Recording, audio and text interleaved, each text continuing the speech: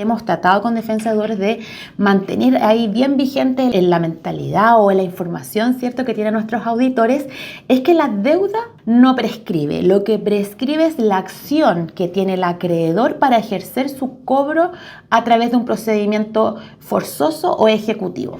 Muchas veces en el programa, cuando hablamos de las deudas y del sobreendeudamiento sobre todo, hay una pregunta que se repite. ¿Cuándo prescriben mis deudas? Porque claro, la posibilidad de alguna manera, y muy entre comillas, porque ya nos van a explicar por qué, limpiar un poco este papel que puede servir casi como de antecedentes y que registra el historial de nuestras deudas, es importante porque pensamos que las deudas desaparecen, que las deudas ya no nos van a cobrar más y que no nos van a quejar. Sabemos que en Chile hay una costumbre y una cultura de pagar las deudas, pero a veces simplemente no se puede. Y pasan los plazos, pasa el tiempo y hay deudas que prescriben. Pero entre medio también hay unas figuras raras de pronto de las cobranzas y empiezan a aparecer las casas de cobranza externas que uno no entiende muy bien. Por eso nos vamos a tirar de cabeza en este programa precisamente a eso, ¿no? A cómo tramitar una prescripción de una deuda, que se entiende por la prescripción de la misma, qué es lo que yo tengo que hacer o mi acreedor tiene que hacer en estos casos. Y para ello la abogada socia de defensadeudores.cl y especialista en la materia, Tania Olivera, nos va a acompañar y nos va a ayudar. Ustedes se suman como siempre con sus preguntas, con sus reflexiones a través del +569 85 21 23 60. También nos pueden escribir al correo teescucha@adn.cl, y si están en el Twitter, utilicen el hashtag ADN Te Escucha y directamente quedamos comunicados. Ahora tú tienes la palabra. ADN Te Escucha hasta las 5 de la tarde, junto a Sandra Ceballos, en la 91.7. De acuerdo al último informe de deuda morosa que elabora, como siempre, la Universidad de San Sebastián y Equifax, y que corresponde además al primer trimestre de este año 2025, hay 3.909.120 personas en DICOM. O sea, una de cada 4 personas no paga las deudas en nuestro país o no las ha podido pagar hasta ahora. Por tanto, podríamos entender que está sobreendeudado. Una situación que, si bien de pronto ha tenido algunas fluctuaciones a la baja en el último tiempo, no son bajas considerables y da cuenta de una realidad nacional, internacional y personal también, que refleja que estamos todos endeudados, pero que hay ocasiones y circunstancias en las que uno no puede hacerse cargo nomás de sus deudas. Para ellas, algunas prescriben, que puede ser un alivio, pero no se trata de que prescriben y desaparecen por arte de magia. Hay todo un proceso entre medio y es lo que vamos a conocer y aprender el día de hoy junto a la abogada y socia de defensadeudores.cl, Tania Olivera, que ya está con nosotros. ¿Cómo estás, Tania? Hola, Sandra, muy bien, contenta de estar nuevamente contigo conversando de estos temas que son tan importantes, ¿cierto?, para las personas que tienen deudas morosas hoy en día en nuestro país. No, y porque además creo, Tania, que nunca nos habíamos adentrado en lo que es la prescripción de las deudas. Entendemos lo que es, pero no siempre sabemos cómo tenemos que llevarlo a cabo, si nosotros tenemos que hacer algo, si no tenemos que hacer nada, que son los acreedores. ¿Qué se entiende primero que todo como prescripción de una deuda? Bueno, así es, Sandra. Lo primero que debemos decir para entender esta institución que está consagrada en nuestro Código Civil chileno es que la prescripción es una forma que contempla nuestro ordenamiento jurídico para extinguir las obligaciones. ¿Y qué entendemos por obligaciones en este caso? Las deudas, ¿cierto? El legislador nos dice que si el acreedor en este caso no ejerce ciertas acciones y derechos durante un cierto lapso de tiempo, la persona va a poder solicitar la prescripción de la deuda, concurriendo, por supuesto, Sandra, otros elementos como el paso del tiempo, ¿cierto? Y que esto vaya en relación a el tipo de título ejecutivo o documento que firmamos con el acreedor, ya que sabemos que cada tipo de documentos o de título ejecutivo tiene un plazo de prescripción distinto. Eso es súper relevante porque está la idea de que las prescripciones bordean los 5 años, pero esto es bien individual además. Claro, eso, bueno, esta es la regla general, ¿cierto? Y es el máximo de tiempo de prescripción que contempla nuestro ordenamiento. Pero la verdad es que existen otros tipos de documentos que son, de hecho, los que más firman las personas en nuestro país. Por ejemplo, los pagarés, ¿cierto?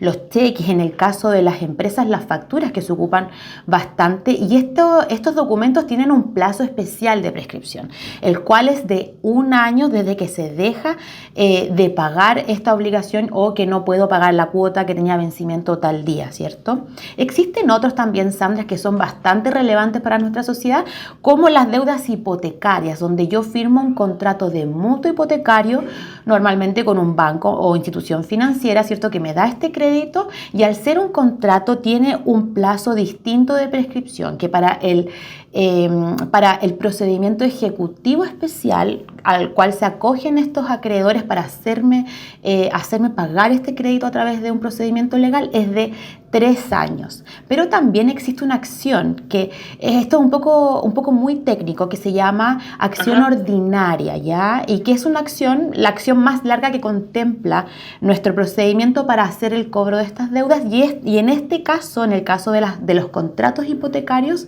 es de 5 años el vencimiento. Perfecto.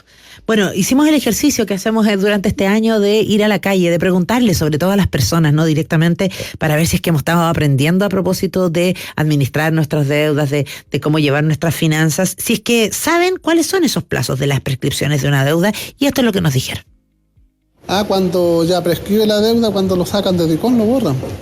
Pero muchas veces queda la información igual en la empresa, a veces, porque queda en la empresa de cobranza, que le compran la deuda a una empresa externa, a veces les compran la deuda más barata, entonces ellos la tratan de cobrarla.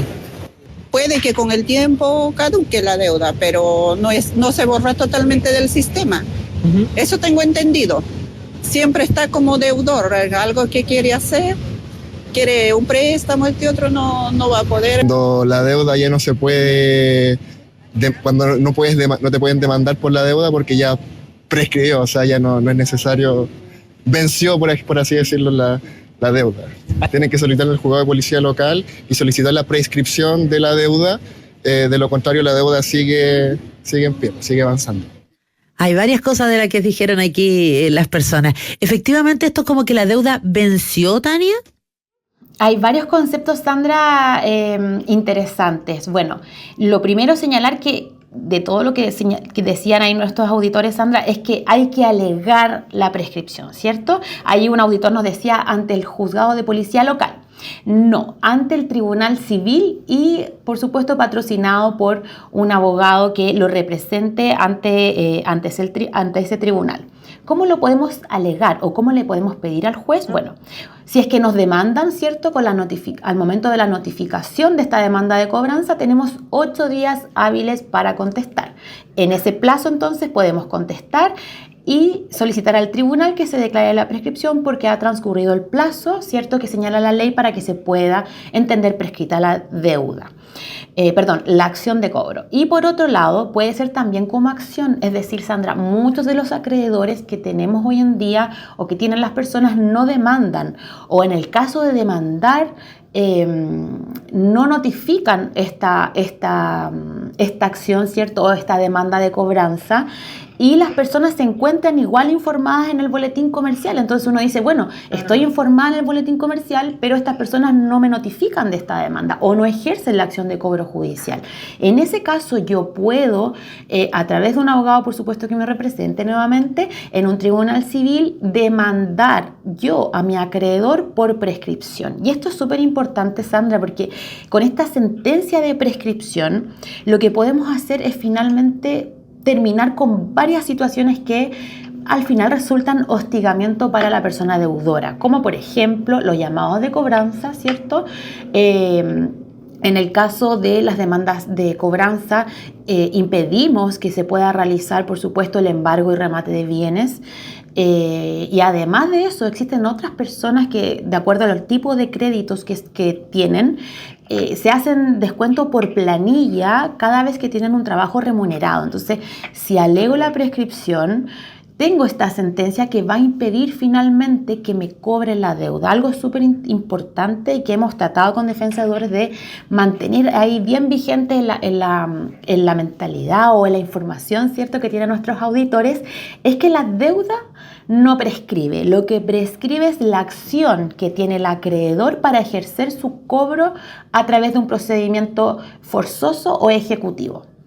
Bueno, de hecho es importante lo que decía ahí recién también una persona, ¿no? Que si es que uno deja las deudas ahí y de pronto pasa el tiempo, igual se la pueden vender a otra, ¿no? Y ahí entran a jugar estas casas de cobranza externas, ¿o no? Claro, de todas maneras, Sandra, y en ese caso es súper perjudicial para la persona deudora, porque cada vez que nosotros dejamos de pagar una deuda, lo que va a ocurrir con ella es que se van a ir sumando intereses, si es cierto, gastos de cobranza, ya sean extrajudicial o judicial. Entonces, imagínate que luego de, no sé, 6 años, una empresa de cobranza, ya sea el mismo acreedor o cartera vendida, como en este ejemplo, me cobre una deuda, ¿cierto? Me notifique luego de este tiempo. Imagínate todos los intereses que se acumulan en ese tiempo si es que yo no alego la prescripción. O sea, la deuda inicial, por supuesto, que no va a ser ni parecida al monto que va a tener esta nueva demanda, y por supuesto, si tengo bienes, voy a obligar todo mi patrimonio al pago de esa deuda. Sí, mira, de hecho Ramiro nos escribía y nos decía que a él le han llamado para ofrecerle poner al día una deuda que hace muchísimos años que no pagaba, que él nunca supo si es que había prescrito porque él no hizo nada, pero que efectivamente le ofrecen como casi que eliminarle todos los intereses e incluso pagar hasta menos que la deuda que tenía originalmente. Eso es algo que se da bien seguido, ¿no? Eso se da bien seguido, Sandra, y sobre todo estos, comillas, perdonazos de capital o ya sea de interés que hacen los acreedores es realmente porque ya no pueden obligar a la persona a cobrar a través de un tribunal. Entonces prefieren recuperar, aunque sea una parte de la deuda, a través de estos acuerdos que normalmente tienen asociado algún tipo de beneficio. ¿Y conviene hacer eso? La verdad es que depende del criterio que tenga cada persona. Hay personas que lo desean hacer, pero la verdad es que no lo recomendamos porque de todas maneras están cobrando una deuda que judicialmente es incobrable. Entonces ahí depende de cada persona, por supuesto, cómo lo quiera hacer. La deuda sigue manteniéndose civilmente como una deuda natural, ya, es decir, la cual voluntariamente puedo, si quiero, pagar, pero legalmente no hay ningún tipo de acción judicial que tengan los acreedores para poder obligarme a este pago. Perfecto. Bueno, y de hecho aclarar ahí ese punto también, Tania, ¿no? Porque como dábamos la cuenta de las personas que están en DICOM, hace algunos días también salió este estudio de Laborum.cl que dice que el 77% de los chilenos afirma que su sueldo le dura solo 2 semanas. Inevitablemente tenemos que pensar que esto probablemente siga aumentando y mucha gente día a día está ingresando a los registros de DICOM. Ahí, cuando las deudas se ponen al día, se supone, y lo digo bien entre comillas, que debiera ser el acreedor quien te borra. Si yo me puse al día, por ejemplo, con la tienda del retail a quien no le pagué 2 cuotas y ahora ya estoy al día, debieran ser ellos quienes me borran del DICOM, ¿no? Pero uno, ¿de qué manera lo hace para cerciorarse? Porque si no, tendrá que entrar en la acción uno. De todas maneras, Sandra, incluso si se declara la prescripción con la sentencia judicial, también debiese el acreedor realizar esta eliminación de antecedentes del boletín comercial. Si esto no ocurre, como es en muchísimos casos, lo que puedo hacer es yo, con esta sentencia judicial, o bien con los documentos que tenga que acrediten que ya no tengo esta deuda pendiente, ya sea por un acuerdo de renegociación, ya sea porque alegué la prescripción, ya sea porque llegué a otro tipo de acuerdos de pago, puedo solicitar en el boletín comercial, por supuesto, con este antecedente, la eliminación de los antecedentes, y el boletín está obligado dentro de un plazo de 3 días desde la solicitud a eliminar este antecedente. Y me cuelgo de eso para retomar otra cosa que decía recién la gente en la calle, ¿no? Y un señor que decía, oye, pero esto es ahí nomás, porque a veces las instituciones igual se quedan con el registro y a uno no le dejan hacer otro tipo de acciones, sacar préstamos o lo que sea. Así es, Sandra. Lamentablemente se ha dado esta situación de lo que llamamos muy popularmente como la lista negra, o esta lista que tienen algunas instituciones financieras que dan cuenta de deudas que no fueron pagadas, independiente de si se declaró la prescripción, el abandono, ¿cierto? O se sometió a algún procedimiento de la ley concursal. Lamentablemente eso hoy aún existe, pero las personas no pueden tener ningún tipo de cierre de puertas, poder decir así, en la banca, en el sistema financiero, que no esté justificado. Y si una persona, aún teniendo estas sentencias o legalmente, que en realidad no es algo malo, sino es algo que nos otorga la ley y que nos da la posibilidad también en algún tipo de normas como la concursal de reemprender, que ese es el fin último de esto. Entonces, si llega a ocurrir aquello, bueno, tenemos la protección legal de que ninguna entidad financiera ni ningún banco nos puede negar el acceso al financiamiento, al crédito o a algún servicio financiero que no esté justificado realmente en mi capacidad de pago y en mi riesgo como persona deudora. Entonces, si tengo una buena liquidez, si tengo deudas pequeñas, si en realidad tengo también una remuneración mes a mes, un contrato indefinido por bastante tiempo, la verdad es que no existe ningún antecedente para que esa institución o fundamento más que nada para que esa institución me cierre las puertas. Entonces me puedo obligar incluso a que ello ocurra a través de un recurso de protección presentado en la corte respectiva. La prescripción, ¿en qué consiste? ¿Cómo se tramita? ¿Tenemos nosotros que hacer algo? Es parte de lo que hemos estado aprendiendo ya en esta primera parte del ADN Te Escucha, y en este bloque queremos responder las preguntas que ustedes nos envían. El más 569-8521-2360 está disponible, y nuestra especialista, la abogada y socia de defensa de deudores.cl, Tania Olivera, también está lista para responder. Recordarles además que estos capítulos quedan disponibles en Spotify para que los puedan revisar si es que quedaron ahí con algún tipo de duda o quieren repasarlo o compartirlo también. Nos pregunta Alicia, a partir de lo que hablábamos de la prescripción, ¿cómo se debe tramitar la prescripción? ¿Dónde tengo que ir? ¿Qué hacer? Es un paso a paso, creo yo, Tania. Un paso a paso bien simple, Sandra. Primero, debo solicitar la representación de un abogado, por supuesto, y el abogado va a presentar ya sea una contestación a la demanda de cobranza que tuve dentro de los 8 días hábiles, o bien él va a iniciar o ella va a iniciar una demanda en contra del acreedor en un tribunal civil de nuestro país, dependiendo por supuesto del lugar donde se encuentre la persona. ¿Cómo se tramita? Bueno, va a depender si contestamos la demanda o va a depender si es una demanda que nosotros iniciamos. Pero en términos básicos, lo que vamos a buscar es la sentencia por parte del juez, ¿cierto? Le vamos a dar los antecedentes a través del pagaré que firmamos, del documento. Le vamos a decir al tribunal: la persona dejó de pagar en tal fecha, hasta el día de hoy han transcurrido los plazos de prescripción, si es una contestación, o le vamos a decir al tribunal: este acreedor nunca inició una acción, por lo tanto solicito, señor juez, que declare la prescripción. En el fondo buscamos una sentencia. Claro. Ah, mira, viste, para sellar el caso, para dejarlo oleado y sacramentado, como decía mi abuelita. Nos escribe Macarena también, exacto, Tania, y nos dice: ¿y si se declara la prescripción, cuánto tiempo se demora en aquello? Y si una vez que está determinado, ¿tengo que pagar la deuda igual? Ya, perfecto. El tiempo va a depender si lo hacemos como contestación a la demanda de cobranza que ha sido notificada, o nosotros nos notificamos de esa demanda de cobranza que no fue notificada, que también es una posibilidad. Podemos tener una sentencia de prescripción en un par de meses. Hablo 3, 4, 6, depende del tribunal al cual nos enfrentemos y de acuerdo a la capacidad del tribunal que tenga también de ir resolviendo nuestras presentaciones. Pero en general podríamos tener prácticamente una sentencia rápido en 3 meses de prescripción. Ahora, si es una demanda, va a demorar un poco más y podríamos tenerla en 6 a 1 año, esta sentencia de prescripción en favor de la persona. Contestando la siguiente pregunta: ¿tengo que pagar esta deuda una vez que se declare la prescripción? La respuesta es no, porque no existe una acción que pueda obligarme, ¿cierto?, judicialmente al pago. Es decir, no va a haber ninguna amenaza de embargo, no va a haber ninguna amenaza de remate de bienes, porque el acreedor perdió esa oportunidad de haberme cobrado esa deuda dentro de los plazos legales y ya no tiene posibilidad de hacerlo. Ya. Eso también es importante, porque se pierde precisamente esa posibilidad de cobrar, para que lo tengan claro, porque es un derecho que establece la ley para las personas que son deudoras también dentro de todo lo que ocurre. Carolina también nos escribe esta tarde y dice: ¿qué diferencia hay entre una deuda prescrita y una que ha sido condonada por una entidad acreedora? Bueno, la diferencia radica en que la prescripción, Sandra, está establecida como nuestro legislador como una protección también para la certeza jurídica que tienen los juicios, ¿ya? Es decir, no puedo tener una persona por toda la vida esperando que me notifiquen, a que me demanden, y decir: chuta, ¿me irán a cobrar esta deuda o no? O sea, imagínate cómo estaría una persona sabiendo que también afecta no solamente el patrimonio de alguien cuando tiene deuda, sino también su estado emocional, ¿cierto? Su salud psíquica.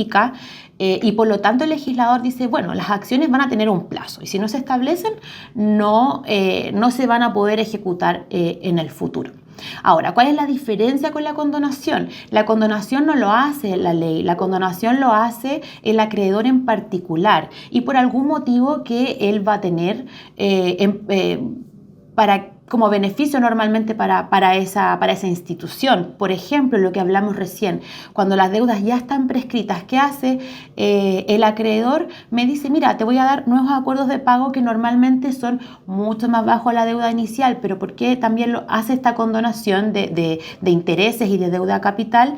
Porque efectivamente el acreedor ya no tiene una acción legal para cobrar a esa persona. Entonces, son dos fuentes distintas que tienen un resultado más o menos parecido, que es que no voy a pagar esa deuda, pero la fuente es la ley como protección o la certeza jurídica que tienen nuestros juicios, y por otro lado está como comillas beneficio por una persona, por el mundo privado, por así decirlo. Mira, Josué nos dice, recién hablaban de no quedar con deudas, que no es necesario pagarlas, pero ¿puedo quedar con los antecedentes comerciales manchados si es que no declaro la prescripción? No, si es que no declaro la prescripción, claramente que sí, perdón, me confundí ahí en la pregunta, sí. Si es que no alego la prescripción, claramente el juicio va a seguir en mi contra o esta deuda va a seguir creciendo, por supuesto, y voy a tener estos antecedentes en el boletín comercial y sabiendo que este es la institución que alimenta, ¿cierto?, a otros portales donde se registran estas deudas morosas como Equifax, DICOM, etcétera. Entonces, si no alego la prescripción, claro, voy a tener estos antecedentes en DICOM o en estos portales de morosidad, también el que establece la CMF para las deudas de servicios financieros. Ya, pero para complementar lo que pregunta Josué y lo que era lo que tú ibas a explicar, si yo hago la prescripción, ahí sí que no quedo con ningún tipo de mancha. Así es, Sandra, ese es el mejor resumen. Fantástico. Sí, porque es importante saber que efectivamente por eso estamos llamados a la acción, tanto a revisar si es que los acreedores hicieron la aclaración o si es que somos nosotros los que tenemos que presentar algún papel. Y aquí me sumo a la pregunta que nos hace Alberto. ¿Con qué papeles, con qué documentos antecedentes puedo probar la prescripción? Buena pregunta. Los antecedentes que tenemos que tener en consideración, primero es que sea una deuda susceptible de prescribir. Ya por regla general en nuestro país todas las deudas prescriben, pero hay distintas excepciones y muy pequeñas en nuestra legislación. Por ejemplo, las deudas que vienen asociadas a pensiones de alimentos y las deudas previsionales. Esas no tienen posibilidad de prescribir. Ya, eso primero. O sea, si tengo un pagaré, un cheque, una factura, un crédito hipotecario, una letra de cambio, debo decir, esta deuda sí prescribe. Por lo tanto, tengo el primer check. Luego que transcurra el tiempo, ¿cierto? Que la ley me dice que tiene que tener este título ejecutivo para que pueda prescribir. ¿Ya? Una vez teniendo aquello, solicito, como decíamos, la prescripción, ya sea como contestación o como demanda, y el antecedente que voy a tener en este caso es la sentencia que me va a dar el juez, donde se declara efectivamente que se cumplen estos requisitos que la ley establece, que la deuda, resumen, sea susceptible de prescripción, que transcurra el plazo que el legislador establece para que pueda prescribir ese documento, y tercero, y muy importante, que sea alegado en un tribunal civil de nuestro país. Ya, eso sí, pues que las cosas tienen que formalizarse, porque si no, así no funcionan. Exacto. No es solo por el transcurso del tiempo. Exactamente. Juan Carlos nos hace una pregunta bien interesante y nos dice que si uno firma un nuevo acuerdo de pago, o sea, se hace una especie de repactación, me imagino que a eso se debe referir, porque además cuántas veces que ofrecen repactaciones los acreedores, ¿se reinicia el conteo del plazo de prescripción? Sandra, súper interesante y súper bueno, porque como decías, esto es muy habitual, repactar y hacer nuevos acuerdos de pago. La verdad es que sí, se vuelve a reiniciar lo que civilmente se conoce como la interrupción de la prescripción. Es decir, si, por ejemplo, dejé de pagar hace un año y el pagaré ya está prescrito, pensando que firmé un pagaré, y luego llego a un nuevo acuerdo de pago con el acreedor, donde ya sabemos que no va a ser muy beneficioso para la persona deudora, lo que va a ocurrir es que voy a interrumpir ese plazo de prescripción y se va a tener que contabilizar nuevamente con este nuevo documento que firmé con el acreedor. Ya, o sea que ojo ahí, porque además aquí aprovechemos de pasar el dato, Tania, ustedes siempre dicen que hay otras opciones y que la repactación no es la mejor. Así es, Sandra. Así que además de todo lo que hemos conversado sobre lo que significa repactar, es decir, que me cobren más intereses, que en realidad no tenga poder de negociación frente a ese único acreedor, sino que solamente voy a tener una carga financiera mucho mayor finalmente. Además tengo asociado, en este caso, es que si existe una deuda prescrita y yo llego a repactar esa deuda, se vuelve a computar nuevamente el plazo de prescripción con este nuevo documento que voy a firmar, que normalmente está asociado a un nuevo pagaré. Ya, ahí es importante también entonces para la renegociación y todos los otros trámites que nos entrega la ley de insolvencia y reemprendimiento, que son una alternativa para poder tenerlo ahí a mano.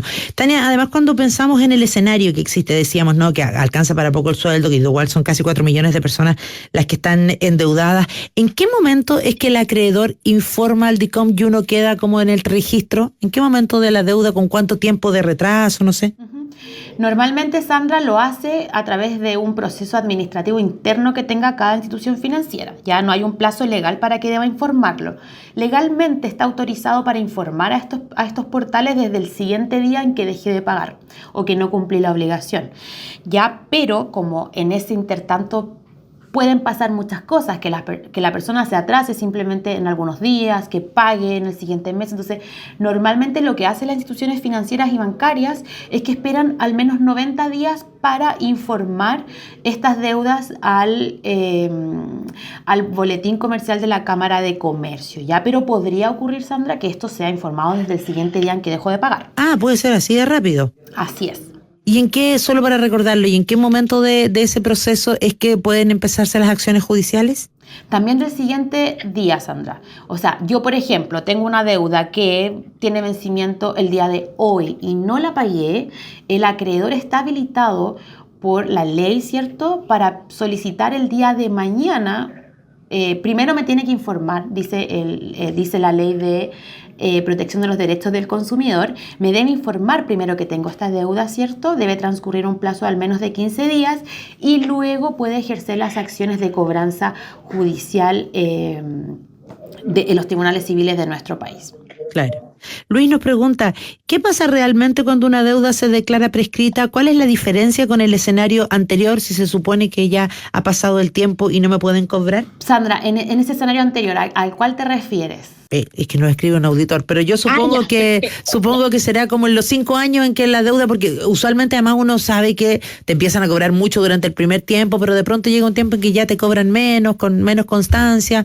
A lo mejor él pensará que sí puede seguir así, o que una vez que se declara la deuda ya derechamente, no sé, no te dejan de cobrar o ya no te llaman las casas y etcétera. Perfecto, mira, lo que sucede con la prescripción declarada por un tribunal, por supuesto, a solicitud de las partes, en este caso de la persona deudora, que es a quien le interesa, es que no van a poder ejercer acciones de cobro, ni llamados, tampoco me van a poder hacer otro tipo de acciones como vamos a embargar, vamos a rematar, es decir, no hay ningún tipo de acción de cobranza, ya sea extrajudicial o judicial, que tenga el acreedor para cobrarme o en algunos casos incluso hostigarme, porque teniendo esa sentencia, Sandra, todas estas acciones cesan. No existe ningún tipo de oportunidad para el acreedor para tener otro tipo de procedimiento, ¿cierto?, que pueda poner mi patrimonio en riesgo, ¿cierto?,